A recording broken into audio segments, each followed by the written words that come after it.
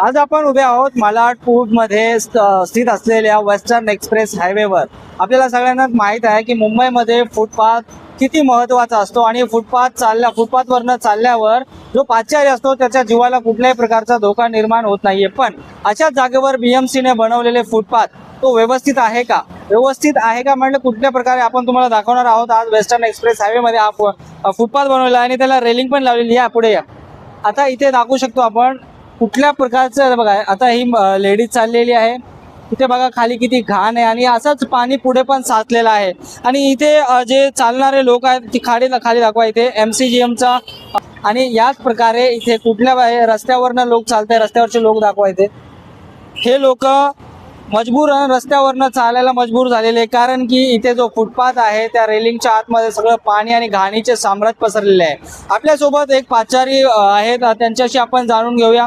तर काय नाव आपलं आणि काय म्हणणार आपण याविषयी? जय हिंद, जय महाराष्ट्र। माझं नाव उदय भट आहे, मी गुजराती आहे, मला मराठी व्यवस्थित येत आहे। मी इकडे 50 वर्षापासून राहतो आहे। मला संध्याकाळी आणि सकाळी जायचं, माझं डॅमेज झालं आहे। माझा ॲक्सिडेंट झाला होता भाऊ, माझा हे डॅमेज झाला आहे हँड आणि बॅक साईडच्या L1 L2। तर मी काय सांगतोय महाराष्ट्र सरकारला, इकडे जे आपला फुटपाथ आहे त्याच्यावरून पाणी येतो आहे, ते आपण समजू शकतो की पाणी येतोय, पाऊसचा टाइम आहे, पण तिकडे एवढं चालायला प्रश्न होत आहे। 2-3 वेळा माझा पाय स्लिप झाला आहे। अच्छा, पाय स्लिप झाला? हा, पाय स्लिप झाला। आज परत होणार तर आपण काय करू शकणार? मला सरकारला हेच विनंती आहे, त्याचं सर्व क्लिअर करा। आणि सकाळी किती ट्रॅफिक होतं, नॅशनल हायवे आहे आणि बाईकवाले एवढं हैराण करतोय। 2-3 वेळा माझी बॅग उडवली आहे। हा, आता काय करायचं आहे सरकारला, आता तुम्ही विचारा। बृहन्मुंबई महानगरपालिकेच्या अधिकाऱ्यांना काय बोलू इच्छिता? काय नहीं, एज सुन एज पॉसिबल, जितना हो सके उतना जल्दी कार्यक्रम बनाओ, नहीं तो इसमें कुछ एक्सीडेंट हो जाएगा। एक्सीडेंट झाल्यानंतर आपण काय करू शकत नाही, नंतर फक्त फोटो लावायचे श्रद्धांजलीचा। हा, आणि नंतर काय होणार? धन्यवाद भटजी।